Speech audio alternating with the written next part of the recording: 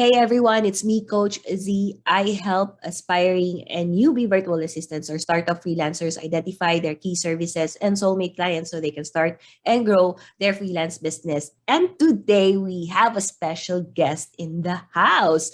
If you are an aspiring graphic designer or anything designing, then this episode is for you.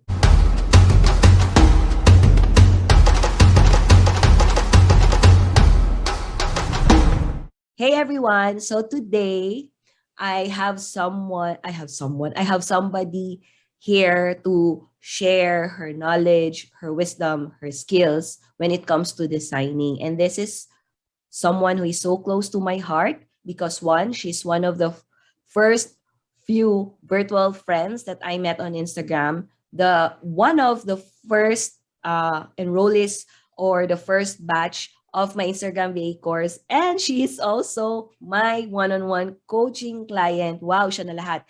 And also, she is my lead magnet designer. And kung nakikita niyo yung mga gagandang designs ngayon ng thumbnails ko, that's thanks to her. When it comes to designing, she's the girl. That's why I invited her to join us in this episode because I know na yung mga beginners will really learn a lot from her. So, she is Lou, and she helped purpose-driven coaches attract their soulmate clients and scale their business through effective visual solutions. So, let's start na, no? Hi, Lou. Her name is Lou. Hi, Coach. Hello, Hi, Lou. Coach. How are Hello. you? You're Hello, so guys. beautiful. Thank you. Ayan, si Lou. Kakatubing lang sa nagpaganda. So, Lou, how are you? Kumusta so far?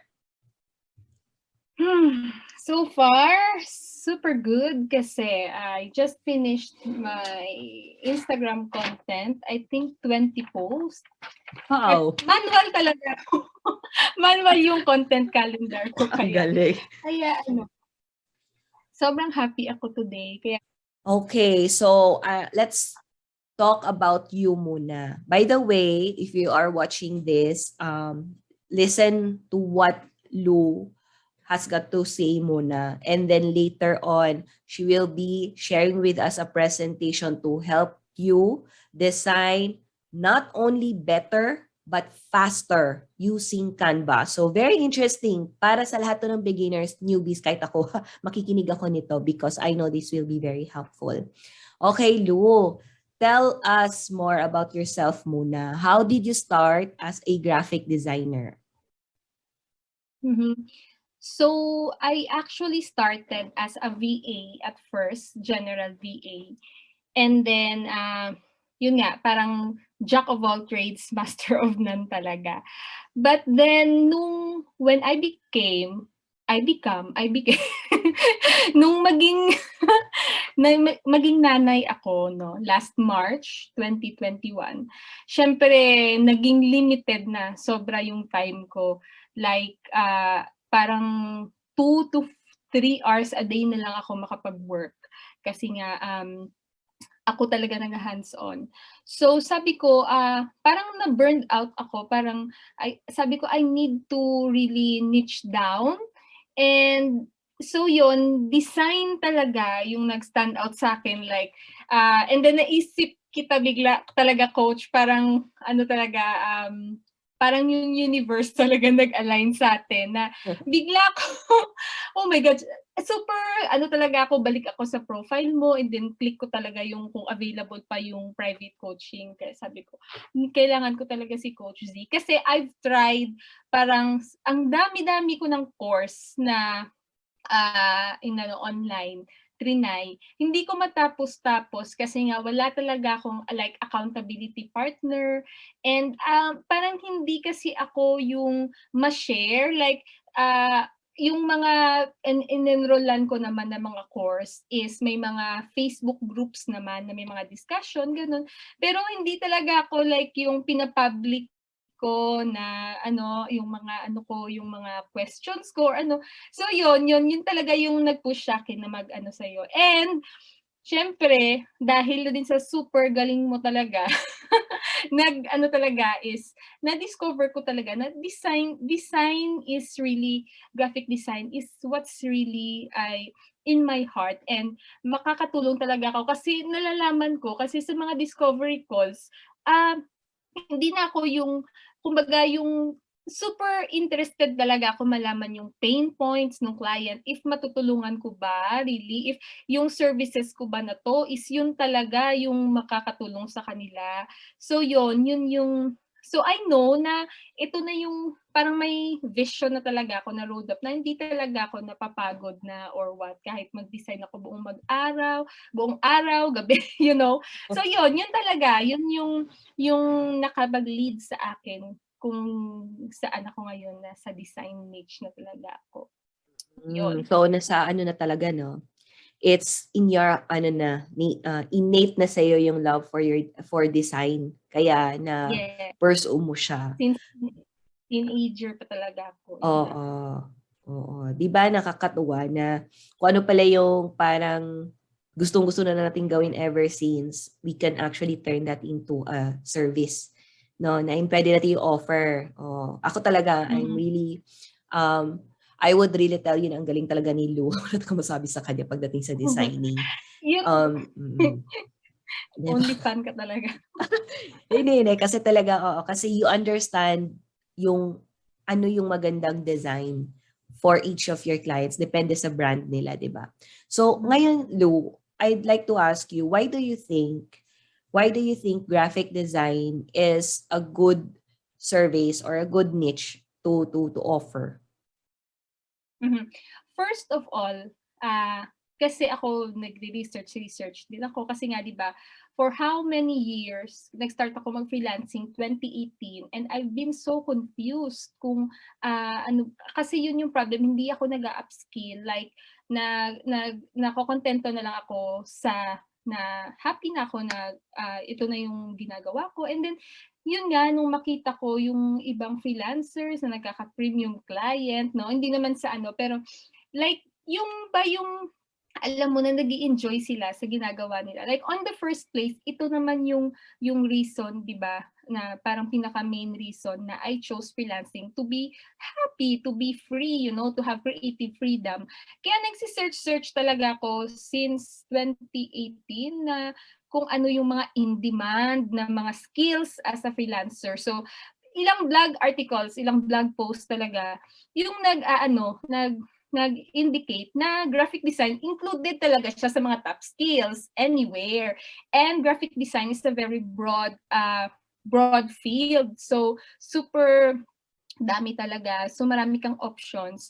So and whatever, kung ano man yan, it's best na you experiment talaga if ano doon yung yung feeling mo comfortable ka. And it's a great, yun nga, so number one, it's already in demand. Kung sa mga digital entrepreneurs, in demand talaga siya. Kasi it's like, a fashion statement yun yung first impression talaga ng mga businesses, 'di ba? Like yung sinusuot natin is nakadepend din sa personality natin. It's not about how fancy naman yung damit natin. Kumbaga, ito yung nagre-represent sa atin. So, napaka-importante talaga na naka-align yung design sa brand ng mga clients. So, importante na meron talagang graphic designer na expert talaga sa field na yun. And number two, masaya siya. Masayang skill talaga siya. Like, kahit sino, I think napakarami ko ng client na sinasabi, super enjoy talaga sila mag-design sa Canva. Yun nga lang, walang time. So, since if yun yung offer mo, graphic design, at yun lang talaga yung expertise mo, yun lang yung pinofocus mo, di mas makakapag-deliver ka sa kanila. Yun. So, yun, maganda talagang yung graphic design. Yes, true that. Diba? In demand kasi halos lahat naman ng businesses kailangan talaga nila ng graphic designer because they are all on social media, they all have something to offer. Diba? Kahit naman yun na nga kay Luko kasi na-realize na na-realize na even if gaano pa kaganda yung content mo, if hindi naman attractive yung cover or yung design, sometimes, most of the time, it will shoo the clients away din, di ba?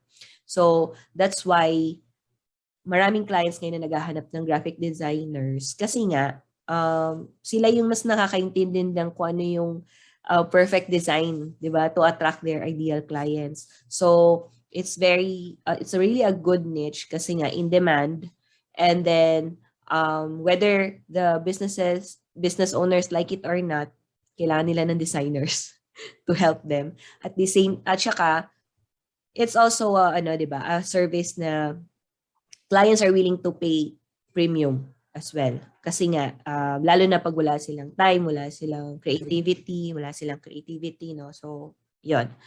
So, Lou, ito yung minsan, kahit ako naman, tinanong ko sa do you think if non-creatives and non-technical people can become graphic designers? Yun yung, I think, yung mission statement ng Canva. Like, yun yung ultimate goal talaga nila. Like, Canva is an app for design app for non-creative. So, lahat talaga may chance. Kaya, yes, oo naman. And yun nga yung debate dyan kasi napakaraming threads na rin ako na nakita sa Reddit or Quora or sa mga LinkedIn na pwede ka bang maging designer kung Canva lang yung yung tool na alam mo. And for me, of course, meron naman talaga mga professional talaga na design grad talaga. Pero ako, I'm not. No, information system yung course ko. Meron lang kaming subject na multimedia at doon ko din na-discover yung Photoshop. But then wala naman kasing license, like walang PRC, no? Wala namang like for example sa mga architect, mga doctors, yun yung masasabi ko na I can't be a doctor kung wala akong license, di ba? Kung ano ka naman, hindi naman talaga sa tool yun. Depende talaga kung paano mo ma-maximize yung tool. Kaya for me, parang sinasabi lang ganito, if ako like tao ako, so I'm breathing, parang ganon. So kung nagdi-design ako, designer ako, di ba, regardless of the tool. So yun yung ko dyan. Kaya non-techies, non-creative talaga is pwedeng maging designer, lalo na sa Canva. Kasi on the first place, pag magdi-design ka, hindi naman hindi naman na instantly meron ka na talagang original idea. Like on the first place, naghahanap ka talaga ng visual inspiration. Hindi naman sa super copy mo talaga, pero parang nire-replicate mo. And then kahit saan, kahit mga artists, mga singers, or mga songwriters, yun naman talaga eh. So, yun. So, yung Canva is napaka-great na tool kasi meron ng template. So, may makukuha ka ng idea. Mo na lang, i-tweak mo na lang. And, yun, magandang starting point na siya. Kaya from there is, talaga, pwede. Kahit sino. Diba? Thanks to Canva. Kasi kahit naman ako, hindi naman ako designer. Pero nung lumabas yung Canva rin, I think, 2007 ko yata na-discover 2007. 2017 ko yata na-discover si Canva. And nung pagkakita ko, tapos pagsubok mo parang, feeling mo pro ka na eh. Kasi parang, okay, may mga templates na. Kasi naalala ko rin dati, yung office mate ko yung nag-introduce ng Canva sa akin. Parang nagtitraining kami sa San Mateo, Rizal. And yung in-edit namin yung website nung government agency na kung saan kami na-assign. So yun, yung super happy ako na discover ko yung Canva, like yung website, parang yung WordPress website na yun, since parang limited lang yung knowledge ko sa WordPress. Ginawa ko is minaximize ko yung graphics, so heavily graphic siya.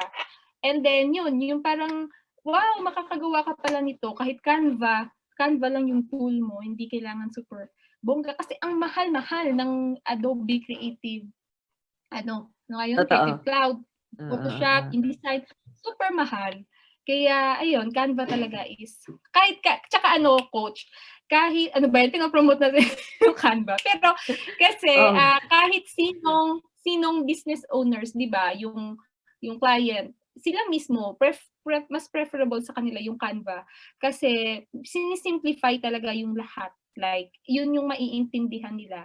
And wala naman silang pake, most of them, walang pake kahit ano yung tool. Yung importante is yung output mo, di ba? So yun, kaya Canva is ano talaga, life. Canva is life. Oo nga, di ba? And, hello? Ayan, ulit. Sorry, nag-feedback. Di ba? Tsaka, I'm so proud din kasi kung tama yung pagkakaalam ko, Filipina yung owner. Filipina yung nag-develop ng Canva, Australian, di ba? Yeah. So, based in Australia, or I'm not sure if may Australian blood. So, nakakatuwa, di ba? So proud, Chos. So, it's very, kasi talaga ang Canva, very beginner-friendly. And kahit naman yung mga, designer na talaga, di ba, gumagamit pa rin naman talaga ng Canva. Oo. So, I think it's, na talaga, it's more of practice, di ba? And, even following Lou for some tips pagdating sa designing will already help you pagdating sa pag-design kahit na hindi ka creative. Di ba? Ang dami ko natutunan kay Lou. Sa kanya ko nakuha before 2020 yata yun, na kung paano mag-design ng Instagram feed. Alam mo yun, mabilis lang na talagang na siya, maganda na siya tingnan, ganyan. Meron naman pala mga ganyang techniques, pakahirap ka pang mag-isip. Oo, so, yes, pagtamad ka. Madami ka na di-discover. Correct, di ba? At saka yun, tama yung sinabi ni Luna, it's not, hindi naman masamang kumuha ng inspiration from others, di ba? Kahit naman sino talaga, no, kumukuha naman tayo ng inspiration. So, one more thing to ask from Lou is, what advice can you give doon sa mga aspiring graphic designers or VAs, current VAs na tulad mo, wanting to shift to graphic design? What can you, impart to them? Some wisdom, some tips, anything? First of all, siguro mag-start na mga part-time projects lang muna. Like, hindi mo na yung total shift talaga, 360 degree na iwanan mo na yung, yung source of income mo. Kasi nga, on the first place, hindi ka pa naman siguro ganun ka-sure if yun talaga yung para sa'yo. So, as much as possible, experiment as much as you can. If, like for example, aralin mo kung saang, ka ba ng graphic design, yung gusto mo, like gusto mo ba mag-web design or mag-design ng mga digital products, like mag-design ka ng lead magnet, like yung sa akin, and yung mga social media graphics ba, yun ba, nag-i-enjoy ka ba doon? Yun ba yung, mo talaga, yung na-foresee mo na in a few or many years, yun yung masaya ka na ginagawa mo yun. Kasi nagre-reflect talaga siya sa personality mo, sa sa mission statement mo, tsaka sa mo talaga, brand mo talaga. Nagre-reflect siya if gusto mo yung ginagawa mo. So, but before that, before ka mag-experiment, kasi nga dapat mag-experiment ka, kailangan mo na may backup ka na may ka talaga pang bayad ng bills, ganun. Kasi para madali makapag-isip, kasi minsan tinitake na lang lahat ng projects o kung wala ka ng source of income, kasi kahit na lang, kahit na-abuse ka na, okay lang kasi wala akong pangbayad ng bills, ganun. So, yun, meron dapat muna backup. And then, if medyo maganda na yung flow, yun na yung mag-start ka na. If gusto mo mag-hire ka ng team, hindi naman bongga na mag-hire ka talaga ng team, kahit yung pinsan mo lang or yung mo lang, di ba? If hindi mo na kaya, ganun. Kasi minsan, hindi mo talaga ma-expect, coach. Like, parang napakatagal mo nag-market sa social media. Wala kang pumapansin sa mga designs mo, sa mga content mo, wala. Parang kinakausap mo lang yung pader, ganun. Walang result talaga. Kaya importante na ini-enjoy din yung process. And minsan, nabibigla ka na lang na yung influx ng clients, wow, kasi yung ginawa mo lang pala is shinare mo lang yung lahat ng alam mo. Kaya yun, be prepared din na mag-scale in the future. Kaya ang isa din, isang ko pa, is to document everything. Like, i-document mo kung ano yung nag-work dito kay client na ganito, ba't natuwa siya, parang ganun. Kasi magiging reference mo rin yan in the future. At the same time, i-save mo rin yung mga ginagawa mo kahit yung friend mo, meron siyang nag-online selling, ikaw yung gumagawa ng logo ng Facebook page, yung Facebook cover. Kasi nag-start ako ganyan kasi nga, syempre mag-start ka mag-design, wala ka naman talagang yung merong coffee shop yung friend ko, may isa din akong friend na meron parang skincare business. Nilagawan ko ng logo, social media graphics, sinave ko lahat at nilagay ko sa portfolio. At least nung mag-start ka, may papakita ka na ito yung yung design mo, ganyan ka gumawa. And learn by doing. Like, hindi kailangan na mag-aral ka na mag-aral ng design kasi hindi ka talaga gagaling kung hindi mo pinapractice yung skill. Kasi it's quantity over quality talaga. Like, mauubos yung oras mo, magiging perfectionist mo sa isang design. Yun pala, art is subjective. Pwedeng maganda kay person A, kay person B pala, hindi naman masyado ma-appreciate.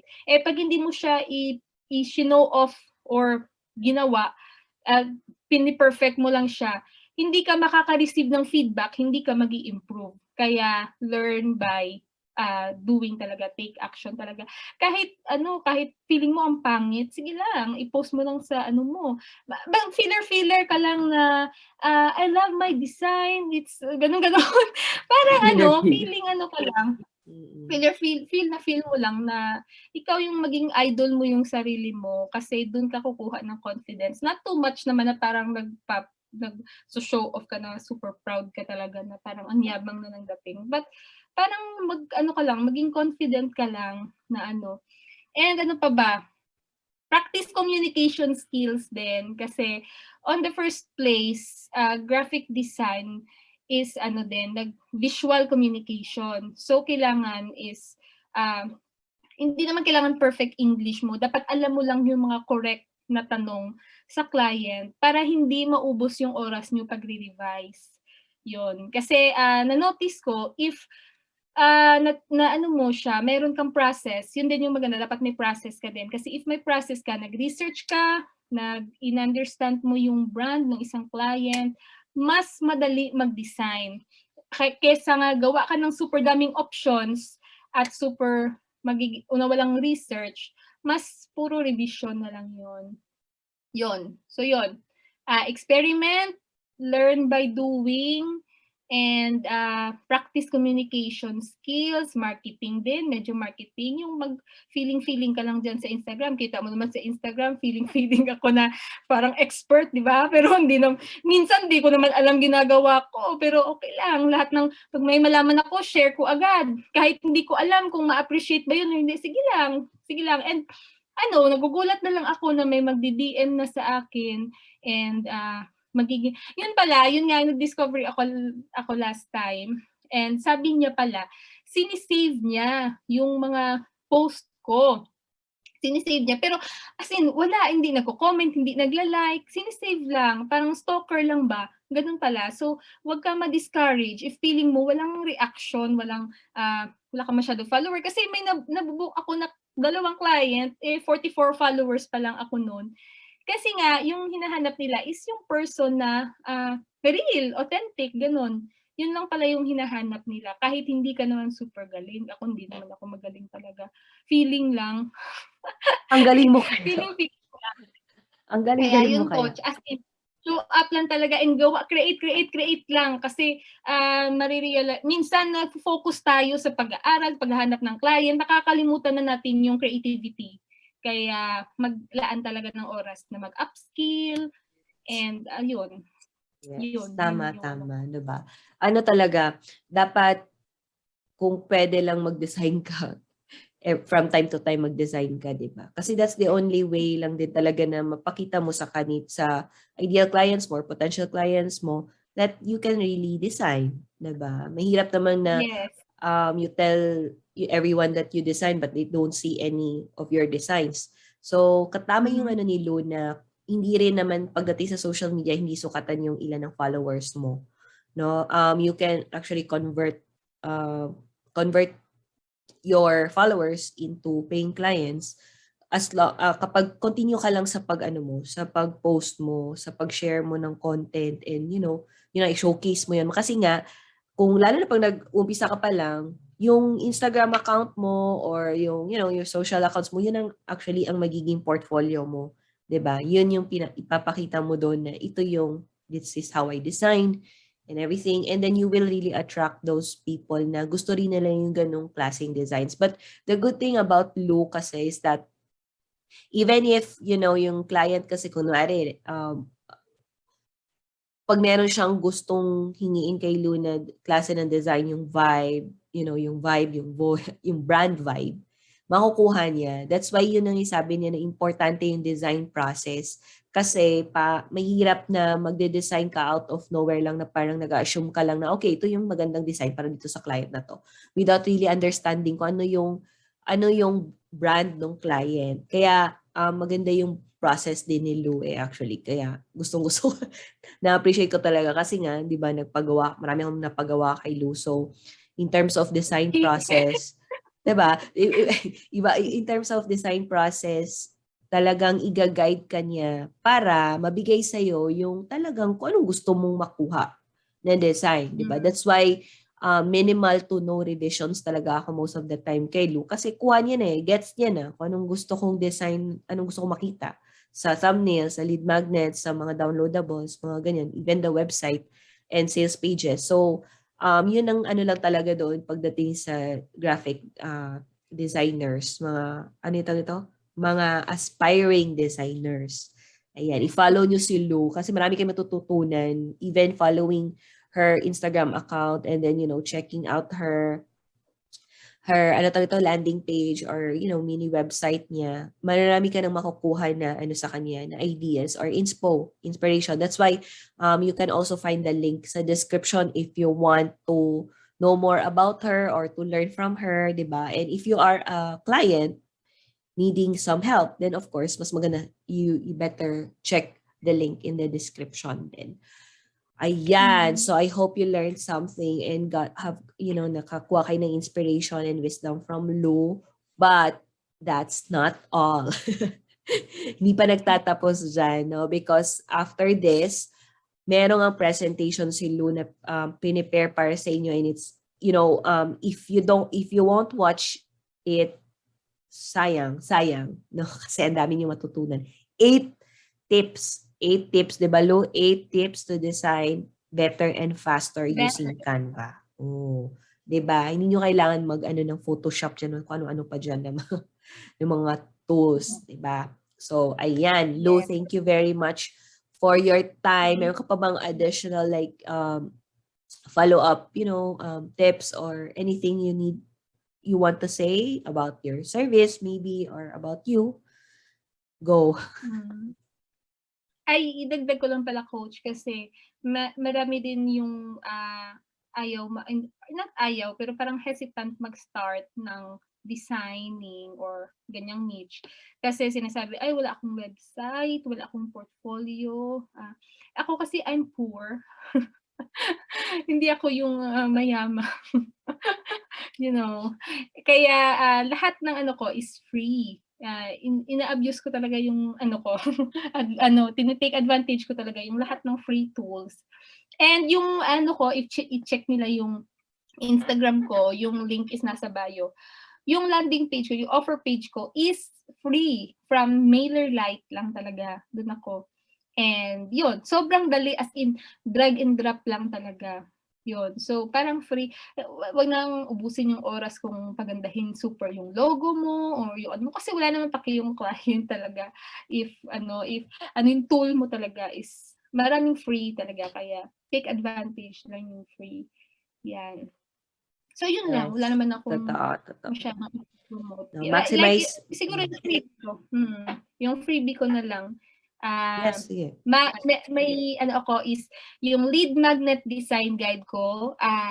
yun dun ko nilagay lahat yung paano ba yung process ko sa pag-design ng lead magnet na at hindi lang yun coach yung section, yung first section ata is about the basics of graphic design. So applicable talaga siya sa kahit anong visuals yung gawin mo. Yung first part na yun is napaka-applicable talaga niya. So sana maka-help din siya. So if gusto nila i-download, mag-DM lang sila sa Instagram ko ng word na guide. Yun lang. Ayun, DM the word guide lang sa Instagram niya na at Lou Designs. Lou Designs po yung Instagram account niya. Lou Designs PH, sorry naman. Kay Lou. Pero andun din yan sa description yung link sa social account niya and sa kanyang ano tawag ito? Freebie and landing page, tama ba? Diba? Yes. Ayan. But also, if you are currently a VA or a freelancer with a client who's looking for help pagdating sa designing, then you can also share Lou's website link, okay? Para naman, at least hindi kayo mapapahiya din if ever you refer Lou. Alright? So, ayan, thank you very much, Lou, for your time. And, ayan, I'll see you all on my next episode. So here are 8 tips to design better and faster in Canva. First is using the copy style tool. With the copy style tool, we can easily copy and apply the style and formatting of elements and text in our design. So in this example, we have 3 slides with different layout. Let's say you want to change all the font style and color of your heading. So let's say it'll be changed to this, and let's change the color. So instead of changing the fonts manually one by one and the font color and font style, we can use the copy style tool by clicking the text or element that we want the style or format to be copied from, and then select the copy style icon and click the text or element that you wanted to have that same style.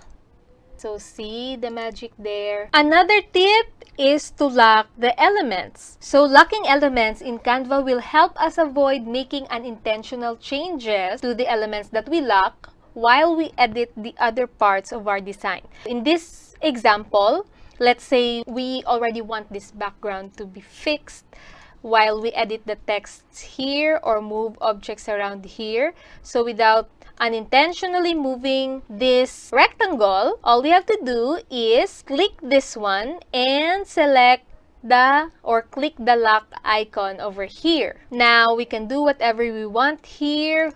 We can even align these elements without affecting this one. To unlock, simply click the rectangle or the element that we want to unlock again and just click this icon.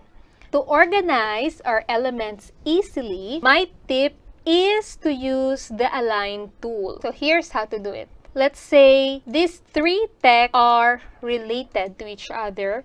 So we want to align them. All we have to do is drag this element and then select position, and you can align left. You could also do this. If you want to space them evenly, you can select tidy up. If you want to space all of them evenly, first is you group them. Again, drag your mouse to the elements that you want to group together and then click group, and do this also for this one and this one, and then you can drag your mouse over them. Click position again and tidy up. Now they are now spaced evenly. Now, if you're not sure yet about your colors and fonts, you can experiment with styles.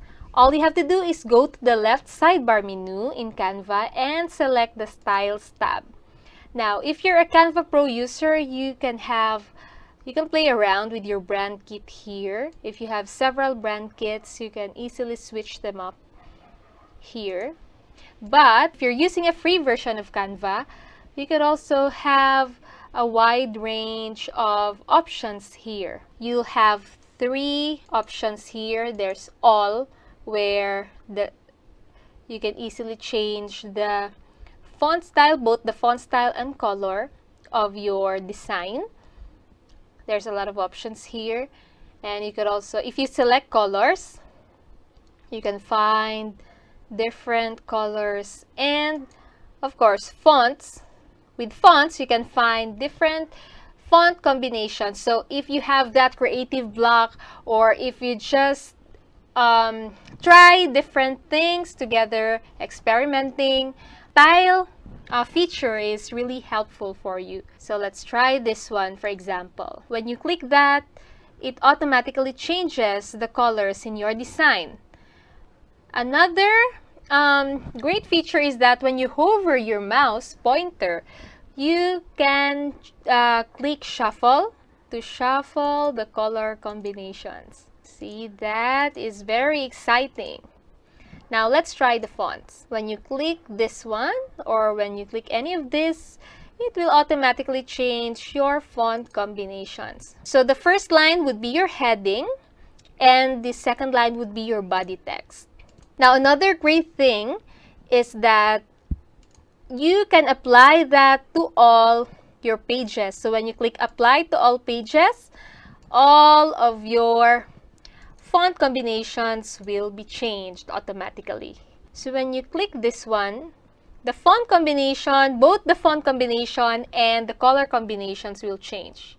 Now you could play around by clicking shuffle. And if you're not satisfied, you have a lot of options over here. Of Canva that helps me design faster, and I really love this so much, is that we can filter the templates and elements. So let's start with the templates.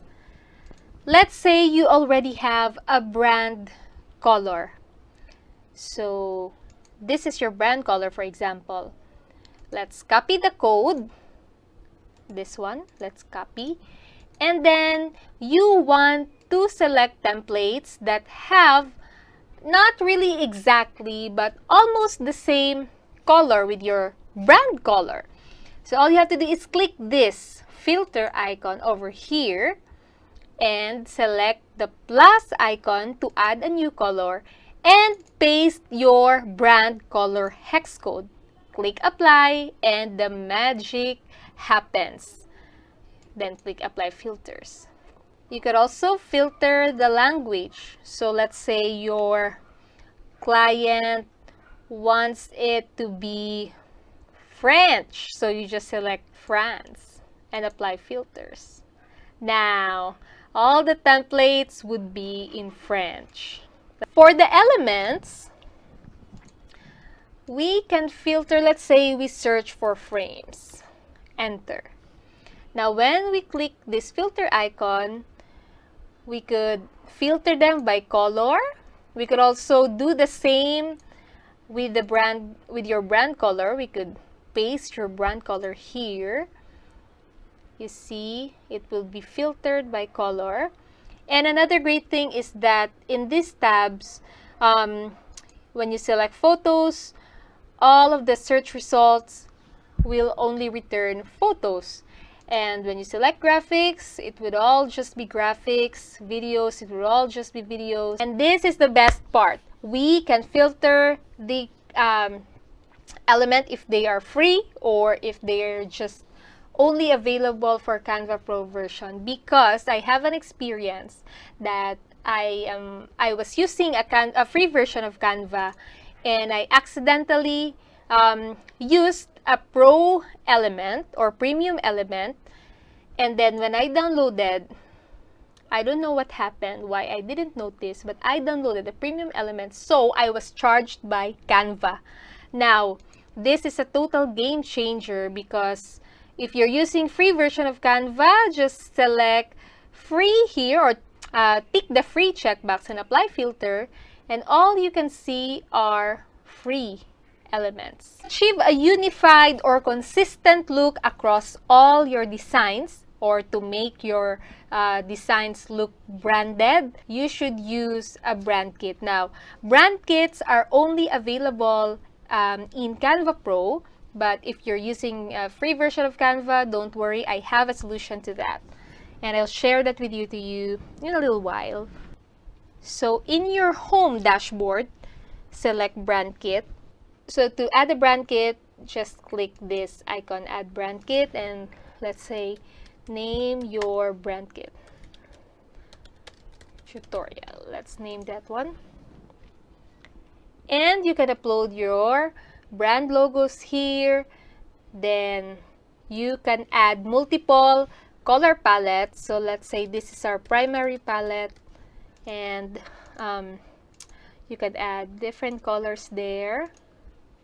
So if you already have a color hex code, you can just paste them here. Another great thing is you can add and discover palettes here. So if you don't have brand colors yet, you can easily add them here. But if you want to add a custom palette, you just select this one and you can add another one. Then you can add your or select your brand fonts here.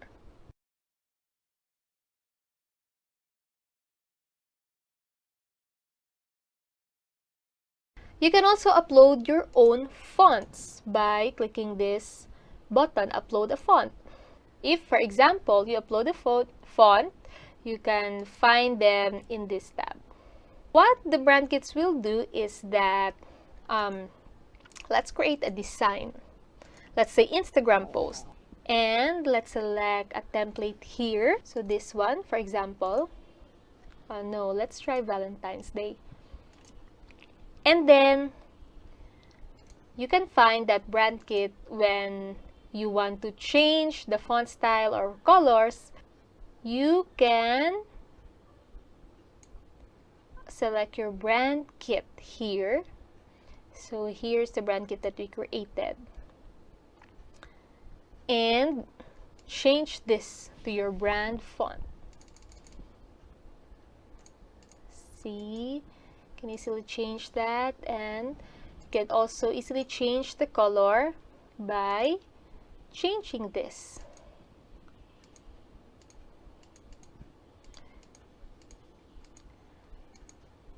Let's find the one we created earlier, and as you can see, we have 3 color palette over here, so we can easily change the colors and stay on brand. If you've uploaded a logo, you'll just simply click logos here and all your logo will appear here. If, like I said, you are using the free version of Canva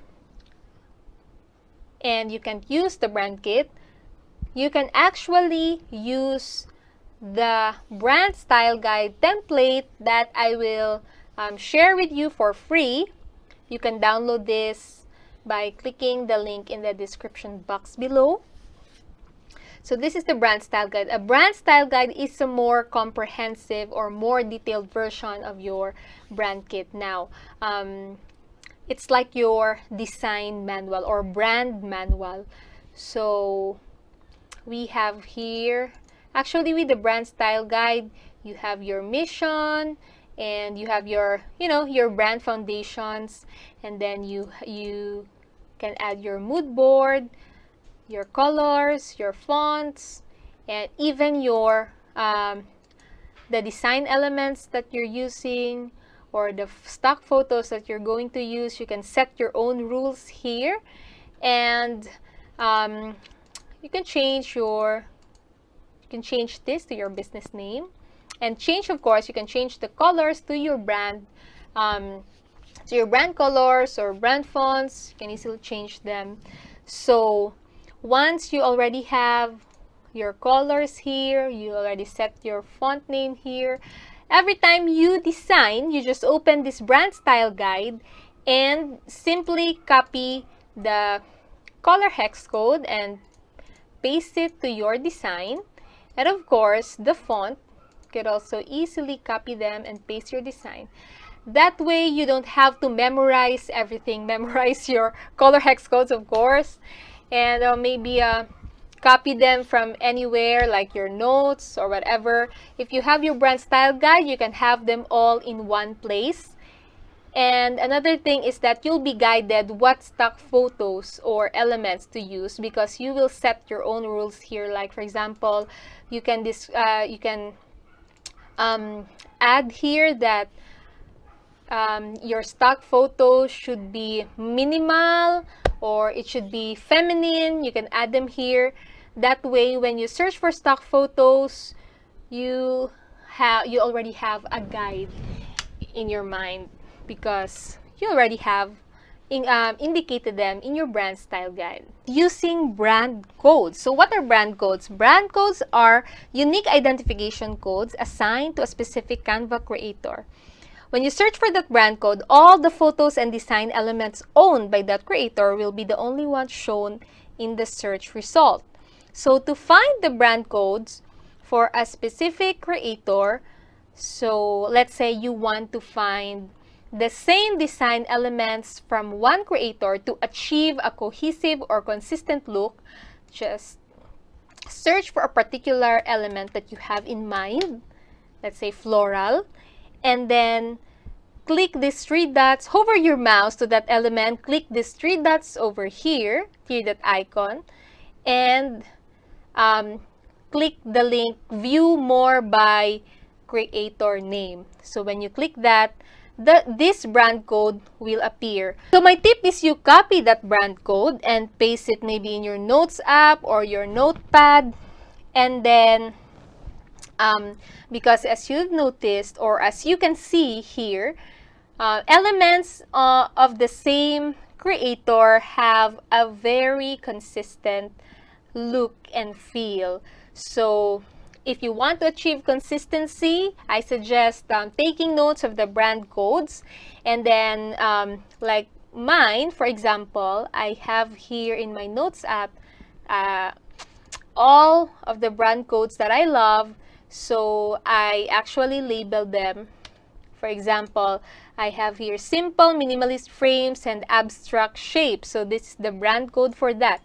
So whenever I want to search for that creator with the simple minimalist frames that I love and abstract shape, I'll just copy that, paste them here, and I can find all of his elements. And let's say it's also, you can also use them in searching for stock photos. So let's say I have here my favorite stock photos. So I have here feminine stock. If I want feminine stock photos, I'll just copy this brand code and paste them here. And all of these feminine photos from one creator, it's from Daria Minaiva, will appear here. So you can see that you can easily find consistent or cohesive stock photos and elements when you use brand codes. You could also filter the free and pro elements and stock photos. So like I said, my advice would be to copy the brand codes that you love, label them, and so you can easily reference them when you design. Because you know, most of the time, searching for elements and stock photos takes a lot of time because Canva provides us a lot of options. Final tip, and this is very handy, especially if you're a designer, is to use a dummy text generator. Now, for example, you're designing a lead magnet for a client and you don't have a final text content yet, but let's say he or she wants to see the design already or the layout. So in order to design faster, like what we're trying to achieve here, using a dummy text generator by going to blindtextgenerator.com/lorem-ipsum, you can have a dummy text that you can just copy and paste on your lead magnet or your design. So you've noticed this in several websites and template shops, so that your client will have a good view of what your design would look like.